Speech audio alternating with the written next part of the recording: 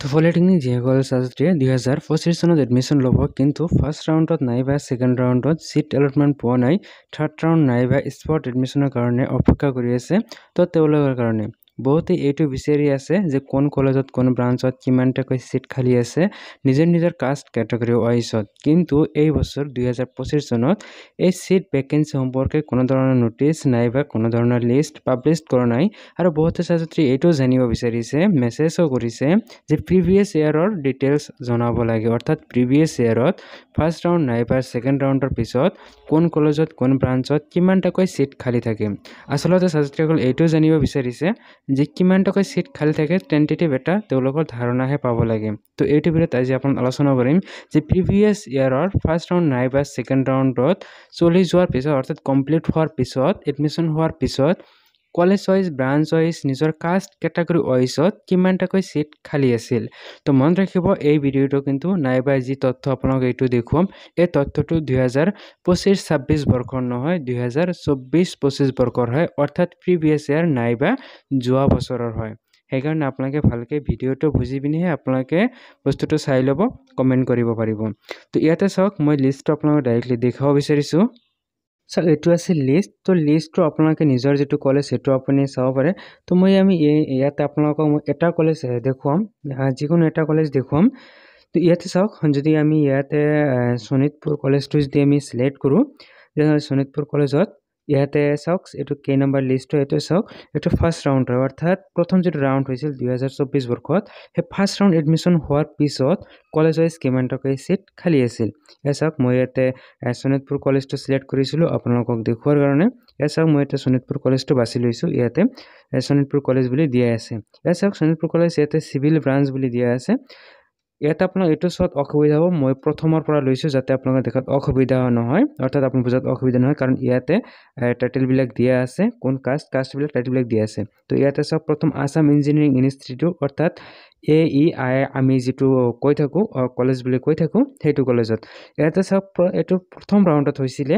প্ৰথম ৰাউণ্ডত হৈ যোৱাৰ পিছতে আনৰিজাৰ্ভ, অৰ্থাৎ জেনেৰেলৰ কাৰণে কিমানটা ছিট খালী আছিলে, কেৱল মাত্ৰ 17টা। কিন্তু ছেকেণ্ড ৰাউণ্ডত আৰু কমি আছিল। ছেকেণ্ড ৰাউণ্ড হয়তো ইয়াতে 5ৰ পৰা আপোনালোকে 7টা ছিটহে খালী আছিলে। কিন্তু চাওক, ইয়াৰ পিছত OBC আৰু MOBC 5টা আছিলে। এই 5টাৰ ভিতৰত হয়তো ফাৰ্ষ্ট ৰাউণ্ড ছেকেণ্ড ৰাউণ্ড যোৱাৰ পিছত হয়তো 2টা নাইবা 3টা খালী আছিল, নাইবা এটা খালী আছিল। ইয়াতে ST 2টা খালী আছিল ফাৰ্ষ্ট ৰাউণ্ডত, ছেকেণ্ড ৰাউণ্ড হয়তো ছিট এটা নাইবা 0 হৈ আছিলে।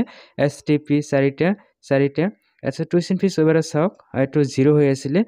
TSLC 0 হৈছিল, ডিফেন্স 0 হৈ আছিলে, CGE এইটো 0 আছিলে, টাই আহোম এটা আছিল কেৱল মাত্ৰ, চুটিয়ে 0 হৈ আছিলে, কোচ ৰাজবংশী 0 হৈ আছিল, অৰ্থাৎ এটাও নাছিল, মতাকত এটা আছিল। চাওক, এইবিলাক দি আছিল। টোটাল আপোনাৰ কিমানটা ছিট খালী আছিল, 37 ছিট খালী আছিল চিভিলত। ইয়াৰ মাজত 17টাই আছিলে আনৰিজাৰ্ভ, অৰ্থাৎ জেনেৰেলৰ কাৰণে। অৰ্থাৎ জেনেৰেলৰ কাৰণে ছিট কিন্তু দেখিবলৈ পোৱা যায় যে প্ৰতিটো কলেজতে, প্ৰতিটো ব্ৰাঞ্চতে কিন্তু ছিট খালী থাকে। ইয়াতে যদি আপোনালোক দেখুৱাম, চাওক, এইটো হ'ল কি জেনেৰেলৰ কোটা হয়। তো জেনেৰেলক চাওক, এনে এটা আপুনি কলেজ ব্ৰাঞ্চ নাপাব য'ত আপোনাৰ কি হৈছে 0 হৈ আছে। চাওক, এটা কিন্তু নহয়। ইয়াতে চাওক কিমানটা ছিট খালী আছে, 14টা ছিট, ডিব্ৰুগড়ত 14টা ছিট খালী আছিলে। ইয়াৰ যদি আৰু আপোনালোকে এনেকৈ চায়, তেনেহ'লে আপোনাৰ চাওক, এটা আপোনাৰ এইটোতহে 0 আছিলে, বাকী আপোনালোকে 0 দেখিবলৈ নাপাব। 2এটা 0 থকাটো এইটো স্বাভাৱিক। আৰু চাওক, কোনো কলেজত আপুনি ইয়াতে 0 দেখিবলৈ নাপাব। অৰ্থাৎ জেনেৰেলৰ কাৰণে কিন্তু প্ৰতিটো ৰাউণ্ডতে কি হয়, ছিট খালীয়ে থাকে। জেনেৰেল, OBC, MOBC, ইয়াৰ পিছত আপোনালোকে SC, মেক্সিমাম এই কোঠাকেইটাত আপোনালোকে ছিট খালী থাকিবলৈ পাব, মানে আপোনালোকে খালী পাবই আৰু 2এটা ছিট খালী পাবই। তো আপোনালোকে ইয়াৰ পৰা কিন্তু জানিব পাৰিছে যে কলেজ ৱাইজ ব্ৰাঞ্চ ৱাইজ কিমানটাকৈ ছিট খালী থাকে ফাৰ্ষ্ট ৰাউণ্ডত, ছেকেণ্ড ৰাউণ্ড। চাওক, এইটো ফাৰ্ষ্ট ৰাউণ্ড আছিলে, ছেকেণ্ড ৰাউণ্ড কিন্তু আৰু কমি আহিছিলে। আপুনি এইটো ভাবি ল'ব পাৰে যে 60 পৰা 70 ছিট বুকিং অলৰেডি হৈ যায় ছেকেণ্ড ৰাউণ্ডত। ইয়াৰ পৰা যদি আপুনি 60% ছিট আপুনি মাইনাছ কৰি দিয়ে, বাদ দিয়ে, তেনেহ'লে আপোনালোকে কিমান দেখিবলৈ পাব, 5ৰ পৰা 7টা ছিট কিন্তু খালী থাকিব। তো এই ক্ষেত্ৰত আপোনালোকে এনেকৈ এটা ধাৰণা ল'ব পাৰে যে ইয়াতে থাৰ্ড ৰাউণ্ড, অৰ্থাৎ 2025 চনত থাৰ্ড ৰাউণ্ডত কিমানটাকৈ ছিট খালী থাকিব পাৰে। ইয়াতে যদি মই ডাইৰেক্টলি আপোনাক ক'বলৈ যাওঁ, তেনেহ'লে কিমান ছিট খালী থাকিব। থাৰ্ড ৰাউণ্ড ইয়াতে আপোনালোকে 3টাৰ পৰা 4টা, নহ'লে 5টা, ইয়াতকৈ বেছি ছিট খালী নাথাকে।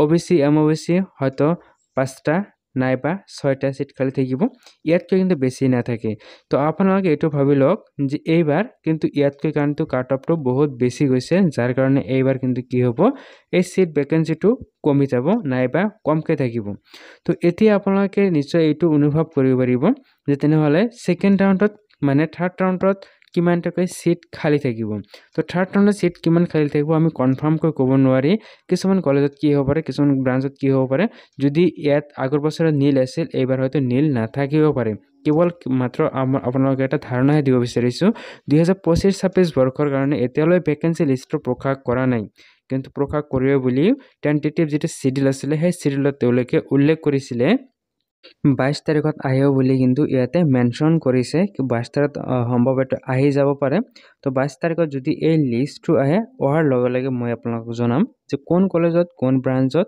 নিজৰ কাষ্ট অনুযায়ী ক্যাটাগৰী অনুযায়ী কিমানটা সিট ভ্যাকেন্সি আছে নে নাই হেতু আপুনি জানিব পাৰিব লগতে যে স্পট এডমিশন হ'ব হেতুৰ ওপৰত এইটোৰ বহুত ইফেক্ট পৰে যে কোন কলেজৰ কোন ব্ৰাঞ্চত আপোনাৰ নিজৰ যেটো কাষ্ট হয় যেটো ৰিজাৰ্ভেশন হয় সেই ৰিজাৰ্ভেশনত সিট ভ্যাকেন্সি আছে নে নাই যদি সিট ভ্যাকেন্সি নাথাকে তেনেহলে আপুনি হেতু কলেজত গৈ আপুনি পাৰ্টিসিপেট কৰিলেও আপোনাৰ যিমানে পাৰ্সেন্টেজ নাথাকে আপুনি কিন্তু সিট এলটমেন্ট নাপাব সেই কাৰণে স্পটত যোৱাৰ আগতে আপুনি সিট ভ্যাকেন্সিটো চোৱাটো আপোনাৰ কাৰণে ম্যান্ডেটৰি হ'ব আপোনাৰ কাৰণে এটো কম্পালসৰি মানে হেতু চাই পিনেহে যাব লাগিব তো হেতু কাৰণে আপোনাক মই স্টেপ বাই স্টেপ আপোনাক ভিডিও হকৰ আপোনাক জনাই থাকিম আপুনি চেনেলটো সাবস্ক্ৰাইব কৰি ৰাখিব বেল আইকনটো প্ৰেছ কৰি ৰাখিব যাতে ভিডিও নটিফিকেশন আপোনাক পাই থাকে